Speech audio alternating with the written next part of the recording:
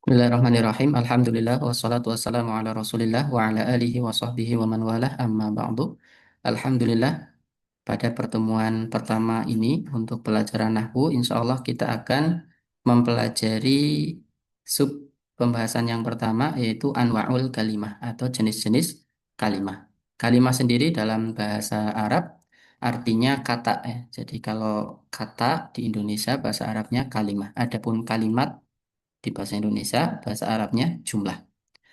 Baik, kita akan langsung membahas anwa'ul kalimah, ya, jenis-jenis kata, jenis-jenis kalimah dalam bahasa Arab. Di dalam bahasa Arab, al-kalimah yang qasimu ila salasati aksam, ya, ada dibagi menjadi tiga kelompok secara garis besar, yaitu ada ismun, ada fi'lun, ada harfun. Ismun sendiri itu kata benda, fi'lun kata kerja, harfun kata depan. Ya, bisa kata depan, kata sambung, ya, itu masuk ke harf. Ya, termasuk nanti ada beberapa jenis huruf ya. Ada yang dipakai untuk bersumpah, ada eh, yang buat menyatakan syarat atau bertanya dan lain sebagainya ya. Nah, ini banyak sekali untuk jenis-jenis harf. Nah, kita mulai dari yang pertama ismun ya. Contohnya di sini kitabun, buku.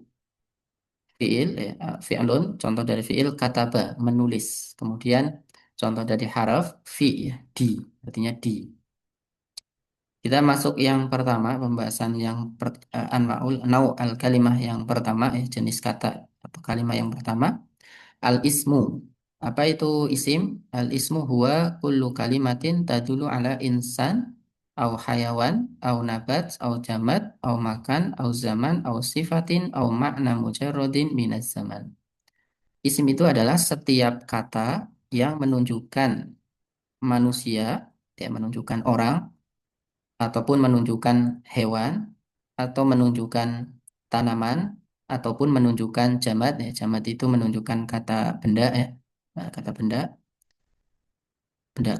benda mati ya, lebih cenderung ke jamad. Au makan, ataupun menunjukkan kata tempat, menunjukkan tempat. Au zaman, menunjukkan waktu. Au sifat, menunjukkan sifat. Atau menunjukkan makna mujarodin minaz zaman, menunjukkan makna kata yang tidak berkaitan dengan waktu. Ya, ini istilah lain dari masdar.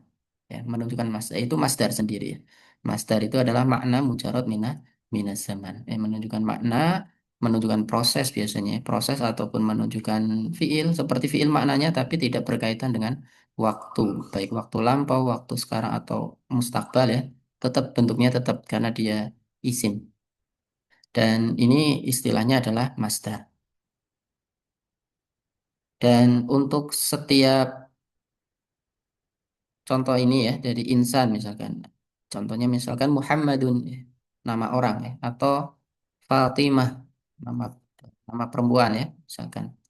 Atau kita bilang rojulun misalkan. Nah, ini menunjukkan insan. Waladun, tiflun. Nah, ini insan, yaitu ala insan. Atau hayawan atau menunjukkan hayawan seperti misalkan kita bilang bakorotun ya, bakoroh, hison dan lain sebagainya. Nabat ya, menunjukkan tanaman. Ya, kita bilang syajarah misalkan contohnya syajarah atau az-zahrah misalkan ya bunga. Nah, ini menunjukkan tanaman. Kemudian jamat ya, kata benda mati ya. Contohnya misalkan maktabun, kursiun, ya, bilatun, jidarun dan lain sebagainya. Menunjukkan tempat ya seperti masjid, ya, madrasah atau nama kota misalkan ya Jakarta, Madinah atau nama negara ya, Indonesia, Malaysia dan lain sebagainya. Maka au zaman atau yang menunjukkan waktu ya seperti syahr, yaum, sana misalkan atau amsi atau ba'da, qabla ya seperti itu. Atau menunjukkan sifat ya seperti kabir, sogir, ba'id, qorib dan lain sebagainya. Nah, dan kemudian yang terakhir yang menunjukkan masdar yang menunjukkan makna mujarad minaz zaman atau masdar ya. Misalkan masdar dari kata kitabah ya. Kitabah contohnya misalkan atau tanwin sendiri. Tanwin itu masdar dari nawana yunawin. Islam ya dan lain sebagainya. Pokoknya setiap masdar itu termasuk isim. Baik. Selanjutnya kita akan mempelajari alamatul ismi. Ciri-ciri. isim, ya, ciri-ciri isim. Di sini kami sebutkan ada 7 ya, ada 7. Di antara ciri-ciri isim ya, ciri-ciri yang menunjukkan bahwasanya kata tersebut adalah termasuk isim, bukan fiil, bukan haraf. Di antaranya yang pertama adalah tanwin. Jadi setiap kali kita jumpai ada kalimat huruf terakhirnya berharokat tanwin, nah, maka bisa dipastikan dia itu isim.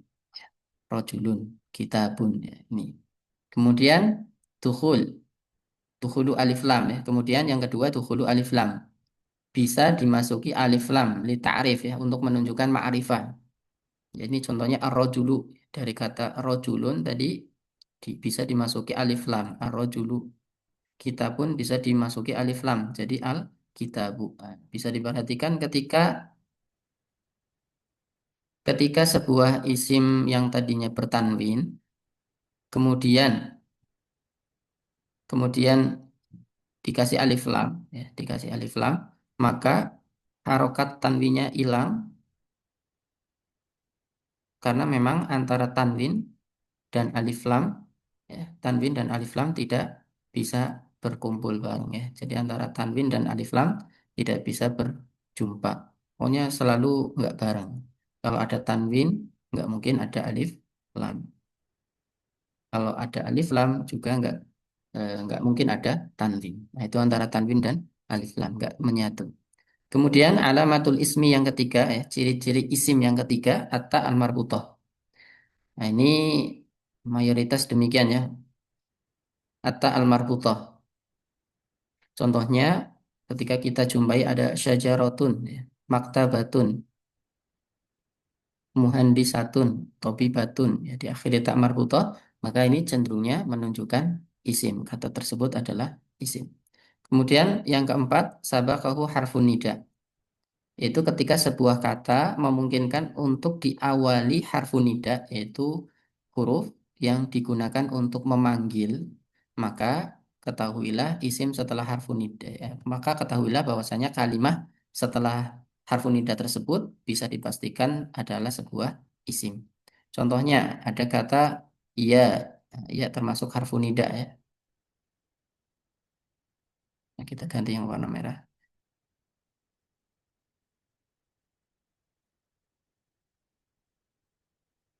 Ya, contohnya harfun nida iya. Nah, setelah ya, nah ini harus isim. Setelah harfun nida itu pasti bisa dipastikan adalah isim. Contohnya ya rojulu, ya zaidu, ya tolibu, ya waladu dan lain sebagainya. Ya, pokoknya setelah ya itu pasti adalah isim atau bisa dikatakan atau bisa dipastikan itu adalah isim. Ya ayyuhalladzina amanu. Banyak ya, banyak kita jumpai di dalam Al-Qur'an ya. Ya ayyuhalladzina amanu. Ayyuhalladzina amanu. Berarti ayyuha juga termasuk isim. Karena dia yang jadi munadanya. Ya, sesuatu yang dipanggil. Wahai rojul ya. Wahai eh, laki-laki ya. Atau maksudnya ya ya mas gitu ya. Kalau di bahasa kita ya. Pak, mas, gitu. Ya rojul. Tergantung usianya. Kemudian alamatul ismi yang kelima. Sabaqahu harful jar.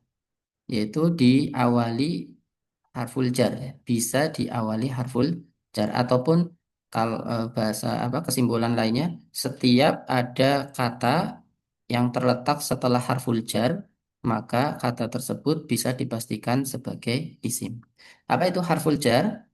Harful jar itu adalah kata depan. Harful jar itu adalah kata depan yang mana menyebabkan isim setelahnya menjadi majrur. Ya, bisa dilihat ya. Rojulun jadi rojulin. Ini contohnya ya. Min rojulin. Ini minnya disebut dengan harful jar. Ya nanti ada pembahasan tentang huruf ya nanti setelah ini insya Allah. Min rojulin. Nah, maka setelah min, karena min adalah harful jar, bisa dipastikan setelah min adalah isim. Kemudian contoh lain dari harful jar ala di atas. Ala syajaroti. Setelah ala, ya, karena ala termasuk harful jar, bisa dipastikan isim setelahnya adalah isim. Ya, bisa dipastikan kalimah setelahnya adalah isim. Kemudian yang berikutnya sebelum terakhir di antara alamatul ismi yaitu al-idhofah atau penyandaran ada kata satu ke kata yang lain. Atau kalau dalam bahasa Indonesia disebut dengan kata majemuk ya. Jadi kata majemuk itu biasanya dua kata atau lebih ya yang menunjukkan makna baru ataupun makna khusus. Seperti kalau di kita ada sapu ya, alat untuk menyapu, ada tangan, itu kan dua kata yang berbeda ya. Tapi kalau kita gabung jadi satu, sapu tangan menunjukkan makna baru ya. Sapu tangan itu bukan sapu, bukan tangan, tapi ada benda khusus yang namanya sapu tangan. Atau contoh lain misalkan eh, kalau di kita misalkan kayak eh, meja guru gitu ya, meja guru. Nah ini nggak menunjukkan makna baru, meja tetap meja, guru juga guru. Ah, meja guru artinya apa? Ini khusus meja yang dikhususkan untuk guru, jadinya meja guru. Nah itu kata majemuk dalam bahasa Indonesia. Dalam bahasa Arab disebut dengan idhofah ya. Contohnya di sini ada kitabur rajuli. Kitabur rajuli ya. Kitabur rajuli, kitab ar-rajuli. Nah, kalau ada kata yang bisa diidhofahkan seperti ini ya dijadikan kata majemuk, ini termasuk isim ya, termasuk tanda-tanda dari atau ciri-ciri dari isim. Dan yang perlu diperhatikan ketika mengidhofahkan ya, yang tadinya tanwin kata yang depan maka menjadi tidak bertanwin. Kemudian yang kedua, untuk kata yang kedua selalu i'rabnya majrur, jar ya. Apa itu jar? Insya Allah nanti ada di pembahasan berikutnya. Untuk kata yang depan disebut dengan mudhof, ya, mudhof.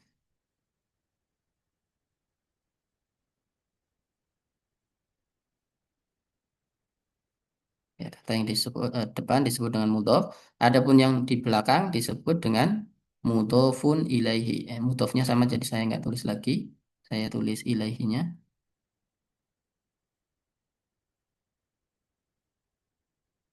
Mudhofun ilaih ya.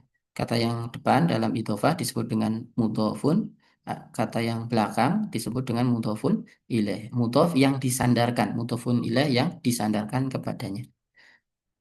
Contoh lain dari idhofah waroku syajaratin. Waroku syajarah, waroku syajarah, daun pepohonan ya, daun pohon ya, daun pohon. Waroku syajarah, daun dari pohon. Ya, banyak sekali ya, ada Babul Fasli misalkan, ada Kitabu Muhammadin atau Qalamu Thalibi misalkan dan lain sebagainya ya. Qalamu Thalib berarti pena milik Thalib. Nah, itofah itu ada tiga makna ya. Maknanya bisa menunjukkan milik ya, menunjukkan milik seperti Kitabu Muhammadin, berarti menunjukkan milik kitabnya milik Muhammad. Bisa menunjukkan ya, menunjukkan bahan biasanya, menunjukkan bahan seperti babul khosyabi, berarti pintu yang terbuat dari kayu. Atau maknanya itu fi, ya, maknanya fi, maknanya fi. Nah, makna fi contohnya misalkan sholatul laili, sholat di waktu malam, as-sholat fil lail. Nah, itu untuk makna idhofa ya, ada tiga makna. Kemudian yang terakhir di antara alamatul ismi, ciri-ciri isim, kaunuhu mubtadaan au fa'ilan. Atau kalau di kitab lain mungkin disebutkan yumkinu al-isnad ilaihi ya, yumkinu al-isnad ilaihi au al-ikhbar anhu itu. Yaitu kesimpulan lain atau takbir lain kaunuhu mubtadaan au fa'ilan. Yaitu apa? Ketika sebuah kalimah dia dalam jumlah atau dalam kalimat kedudukannya sebagai mubtada. Apa itu mubtada? Nanti ada pembahasan ya, nanti ada mubtada khobar ya. Kalau kedudukannya sebagai mubtada atau bahasa gampangnya yaitu kata isim ya, isim yang mendahului jumlah ismiyah, yaitu isim yang mendahului sebuah kalimat yang diawali dengan isim, itu disebut dengan mubtada ya, atau menunjukkan fa'il atau menunjukkan subjek. Nah, maka setiap mubtada dan setiap subjek fa'il adalah isim. Bisa dipastikan sebagai isim. Ini dua ini memang harus dari isim ya. Contohnya Alkitabu jadidun.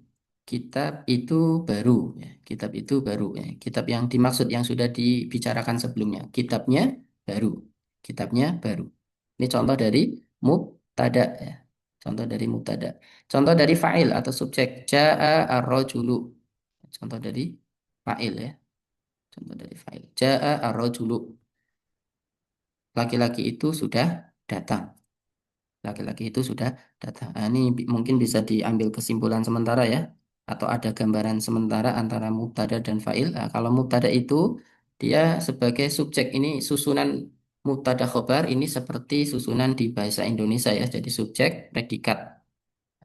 Alkitabu jadidun. Alkitabu mubtada. Mubtada itu ya artinya subjek juga sama. Cuma istilahnya mubtada karena memang jumlahnya atau kalimatnya diawali dengan isim. Nah, isim yang mengawali jumlah, yang diawali isim disebut dengan mubtada.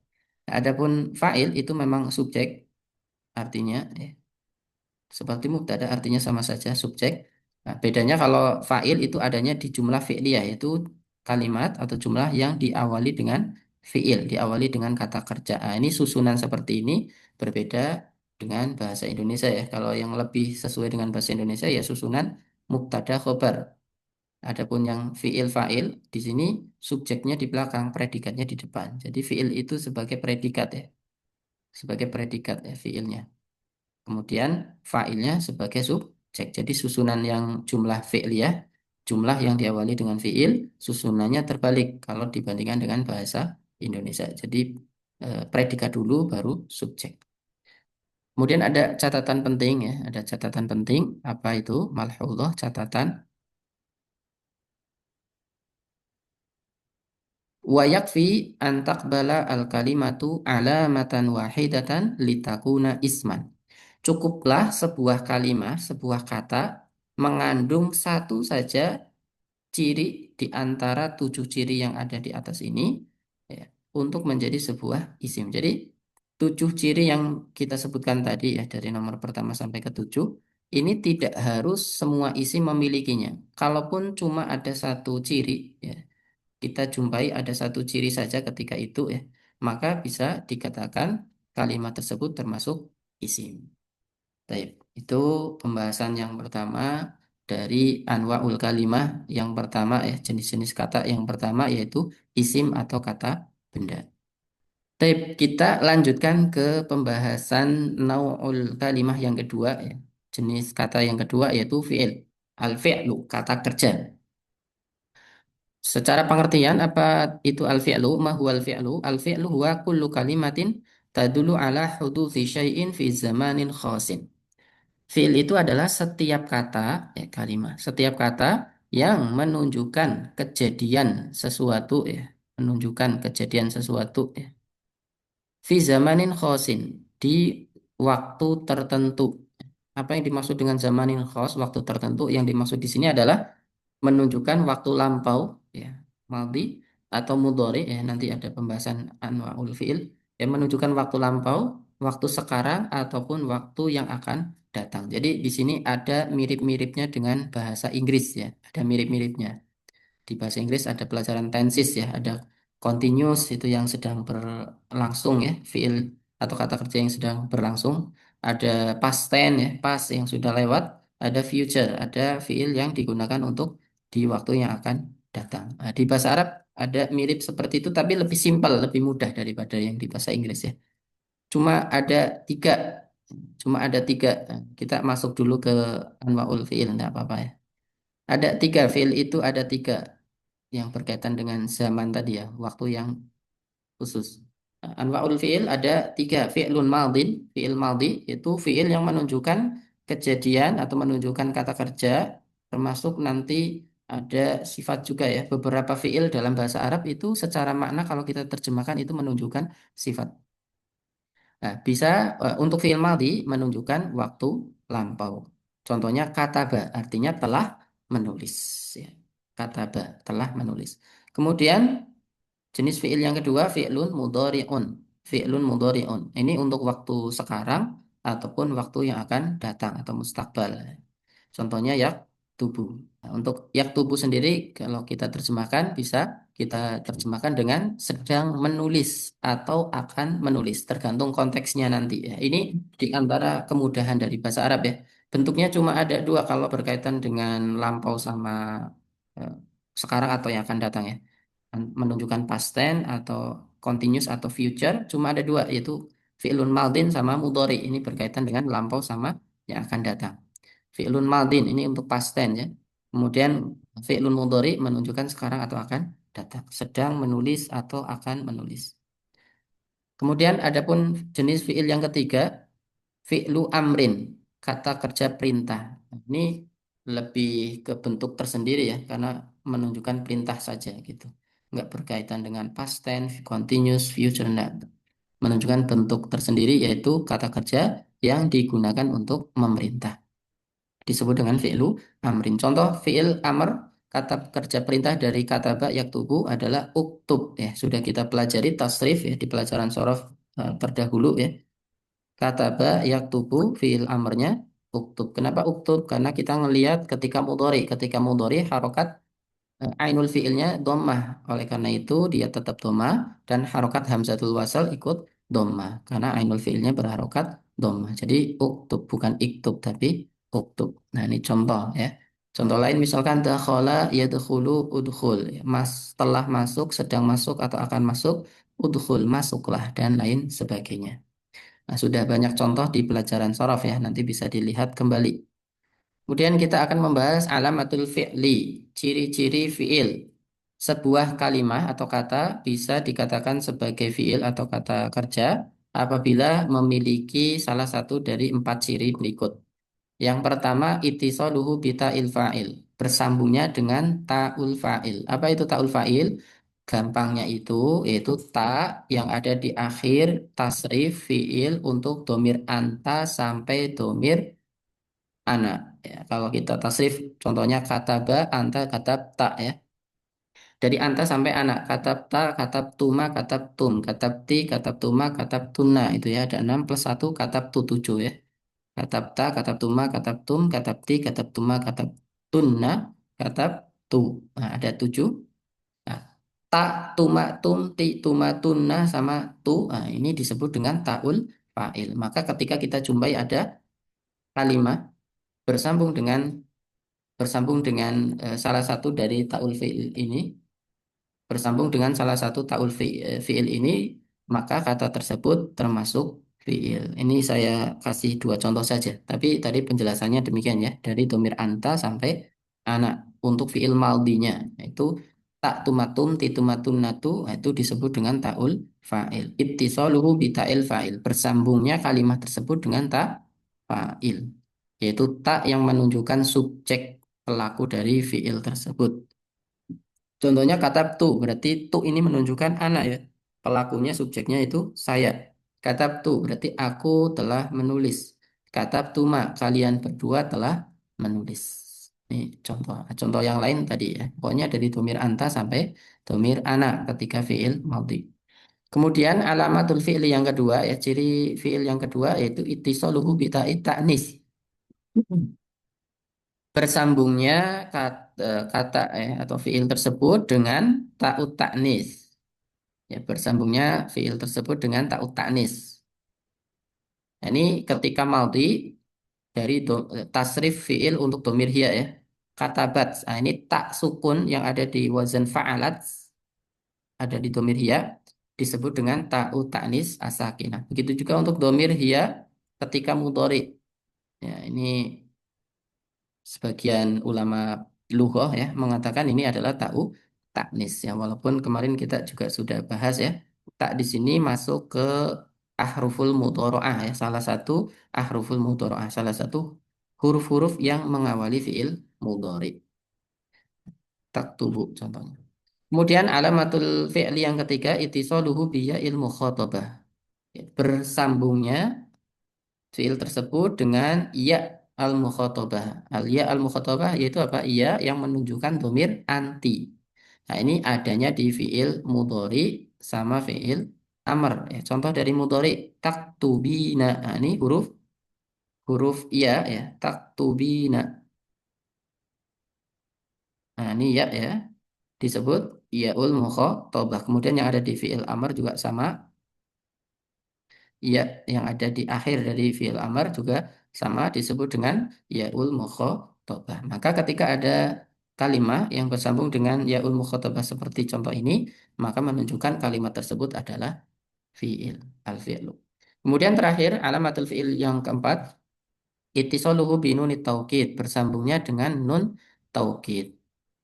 Apa itu nun taukid? Itu nun yang diimbuhkan di belakang fiil yang dimaksudkan untuk penekanan ya, dimaksudkan untuk menekankan, menekankan fiil tersebut. Baik, ini yang bisa bersambung dengan nun taukid cuma ada dua fiil ya, yaitu fiil mudhari sama fiil amr. Fiil mudhari sama fiil amr. Contoh dari fiil mudhari la aktubanna. Sungguh ya, ini kalau kita terjemahkan, sungguh aku benar-benar akan menulis ya. Aku benar-benar akan menulis. Aktubanna, aku benar-benar akan menulis atau sedang menulis. Nah, ini makna nun taukid memang untuk menekankan makna yang disampaikan, makna dari kalimat yang disampaikan. Ketika memang dibutuhkan barangkali yang diajak bicara nggak percaya, kurang percaya, meragukan, gitu ya, maka kita gunakan nun taukid disambung dengan fiil. Contoh lain untuk yang fiil amarnya, kalau tadi fiil mudhari ya, sekarang contoh untuk fiil amar, uktubanna. Dari uktub ya, uktub. Dari uktub, baknya sukun, karena bersambung dengan nun tasdid, maka baknya dihidupkan jadi fathah. Uktubanna, uktubanna. Eh, Ini juga sama, menunjukkan penekanan. Tulislah, tapi dengan penekanan. Pokoknya harus ditulis ya. Minta tolong untuk ditulis ya. Uktubanna, penekanan. Taib ini empat alamatul fi'li ya, empat yang menunjukkan ciri dari sebuah fi'il. Ada itisoluhu bita'il fa'il, itisoluhu bita'il ta'nis, itisoluhu biya'il mukhatabah, itisoluhu bi nunit taukid. Taib. Terakhir untuk pembahasan pertama ini kita akan membahas anwa'ul kalimah yang ketiga ya, nau'ul kalimah yang ketiga, jenis kata yang ketiga yaitu al-harfu. Apa itu al-harfu? Secara pengertian, al-harfu huwa kullu kalimatin laisa laha makna illa ma'a ghairiha. Yaitu setiap kalimat, setiap kata yang tidak memiliki makna sempurna kecuali harus digandengkan dengan selainnya. Jadi kalau berdiri sendiri itu harf itu maknanya nggak bisa dipahami. Punya makna secara kata, tapi maksudnya itu kita tidak bisa memahami. Seperti di bahasa Indonesia ya, kalau kita bilang ke, pasti yang mendengarkan akan bertanya-tanya ke kemana gitu kan? Di, di mana gitu? Nggak bisa dipahami maksudnya. Harus ditambah kata yang lain. Nah, kata yang seperti ini disebut dengan harf. Al-harfu. Al-harfu artinya huruf sama ya. Anwa'ul huruf ya, jenis huruf banyak. Di sini saya sebutkan ada 10 ya. Jenis huruf yang pertama ada huruful jar. Ini yang sering kita gunakan ya. Ada dua khususnya yang saya tebalkan judulnya ini huruful jar sama huruful ataf. Memang ini yang paling sering kita jumpai dalam kitab-kitab bahasa Arab ya atau dalam percakapan bahasa Arab ya sering kita jumpai huruful jar sama huruful ataf. Apa itu huruful jar? Tadi sudah kita singgung ya. Huruful jar adalah huruf yang menyebabkan isim setelahnya itu menjadi i'rabnya majrur ya. Di antara tanda yang mudah ya untuk mengatakan isim majrur yaitu yang tadinya doma sekarang jadi kasroh. Tapi nggak selalu kasroh ya. Ini untuk supaya mudah dipahami saja. Dalam bahasa Indonesia ini biasanya disebut dengan kata depan ya, kata depan. Contoh yang termasuk huruf-huruf jar ada min, artinya dari ya. Min, ila, ke, an, dari juga. Kemudian ala di atas, fi di dalam, cenderungnya di dalam. Bi itu dengan, bisa maknanya fi juga di dalam juga atau di. Ka itu seperti li milik wawul qasam. Ya, ini waw yang digunakan untuk bersumpah ya. Seperti kita katakan wallahi ya. Demi Allah. Waw di sini termasuk huruful jar wawul qasam. Ta'ul qasam ini juga sama ya. Dalam bahasa Arab bersumpah itu nggak harus dengan huruf waw. Bisa pakai waw, bisa pakai ta, tallahi gitu ya. Bisa juga dengan ba, billahi. Gitu. Bisa ada tiga huruf. Waw, ta, ba. Ba, ba yang ini ya sama masuk ke harful jar. Kemudian termasuk harful jar juga hatta, walaupun di sini ya, nah, hatta sendiri kondisi tertentu dia di, termasuk huruf jar. Kondisi lain dia termasuk huruf ataf. Ini bagaimana membedakan nanti dilihat dari i'rab kata setelah hatta. Ya, dilihat dari i'rab kata setelah hatta ya. Itu nanti pembelajaran lanjutan itu ya, tingkat lanjut. Ya, termasuk huruf jar ada hatta, kemudian ruba bisa jadi ya artinya. Kalau hatta tadi sampai atau hingga. Kemudian mundu ya, sejak khola ada hasya. Ini artinya kecuali. Ini ada di pembahasan istisna ya, pengecualian. Khola ada hasya artinya semuanya kecuali sama. Kemudian termasuk huruf ada huruful ataf. Kata penghubung ya, kalau di bahasa Indonesia kata penghubung yaitu dan gitu ya. Dan maka kemudian atau kalau dalam bahasa Arab ini contohnya wa artinya dan fa maka ya maka atau ya maka ya summa kemudian au atau am atau juga artinya lakin. Nah, lakin di sini tapi ya tapi kemudian la tidak bal tapi juga seperti mirip dengan lakin. Kemudian hatta yang tadi ya dia termasuk harful jar juga termasuk harful ataf.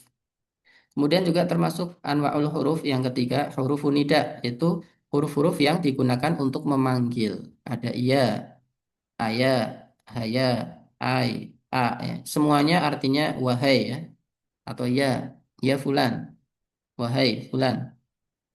Maknanya sama ya secara makna. Cuma bedanya kalau a ya ini khususnya untuk a ini hanya digunakan atau biasanya digunakan untuk memanggil orang yang dekat dengan kita ya. Orangnya dekat nggak jauh. Kita pakai a. A Muhammad.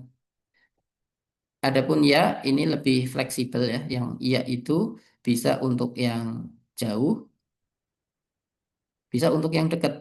Kita mau manggil orang yang ada dekat dengan kita atau yang jauh dengan kita, bisa dengan iya, iya gitu. Yang jauh juga sama iya gitu. Nah, adapun ayah, haya, wa ai ini semuanya untuk memanggil orang yang posisinya jauh dari kita. Kemudian yang berikutnya anwaul huruf yang keempat, inna wa akhwatuha. Ya, ini ada pembahasan tersendiri ya dalam ilmu nahwu. Inna artinya sesungguhnya. Akhwat itu teman-temannya ya. Inna wa akhwatuha. Inna dan teman-temannya. Sesungguhnya. Inna, anna sama artinya sesungguhnya. Temannya Inna diantaranya lakina. Akan tetapi.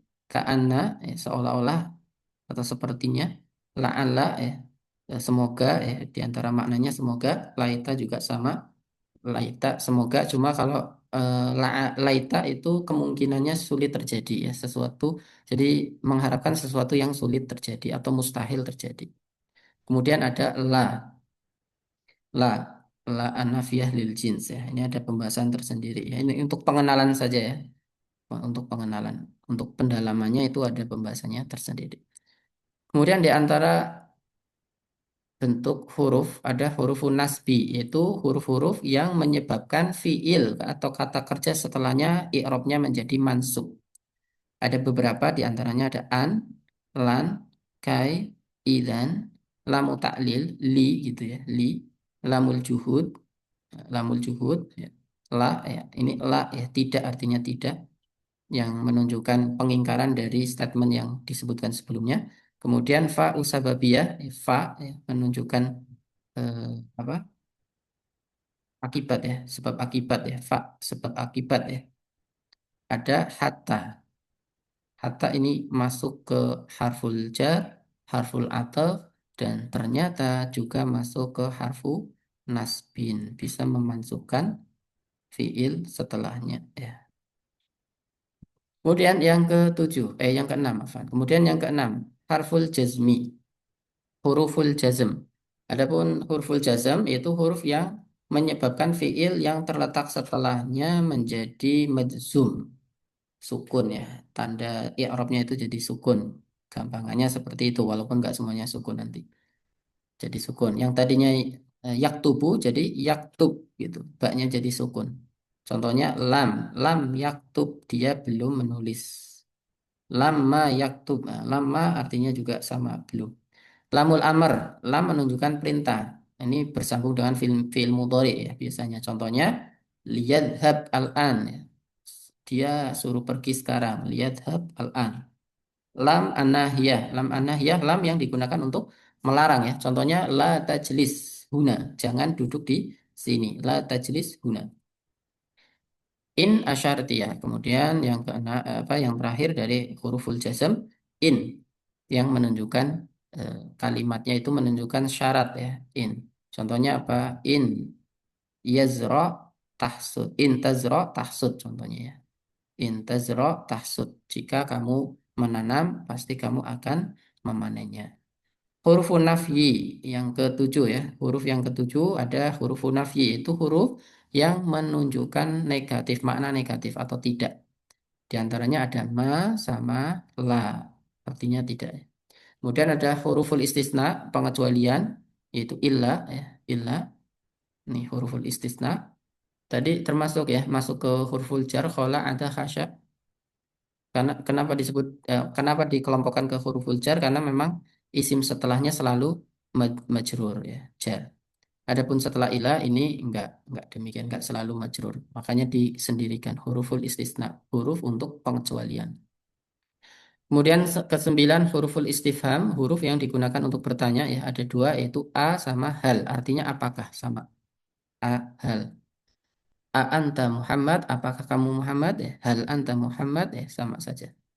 Kemudian yang terakhir hurufun ukhra, huruf-huruf lain seperti qad ya. Qad artinya telah. Ini bersambung dengan fiil madhi ya, untuk penekanan juga biasanya.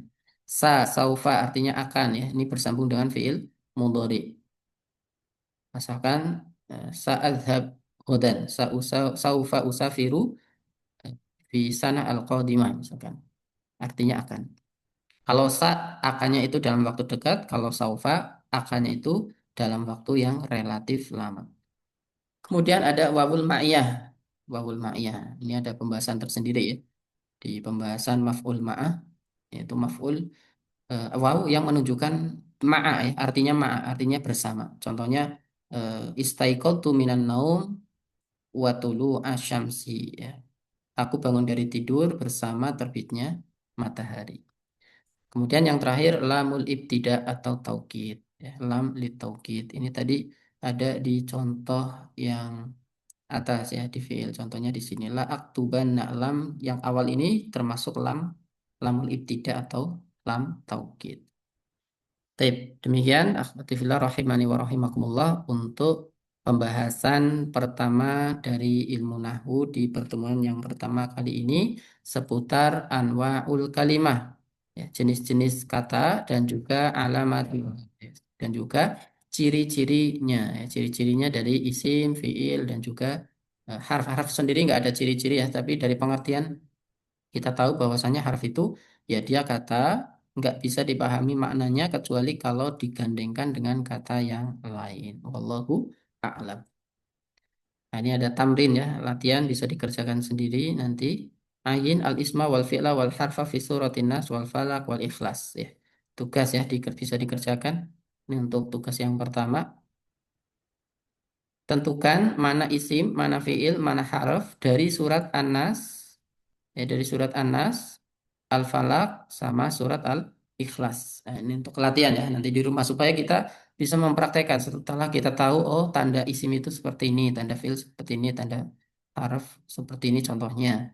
Nah, maka kita praktekkan, kita buka Quran, kemudian kita tentukan mana isim, mana fiil, mana harf yang ada di tiga surat ini, yaitu surat An-Nas, surat Al-Falaq, sama surat Al-Ikhlas. Demikian insya Allah kita lanjutkan di pertemuan yang akan datang.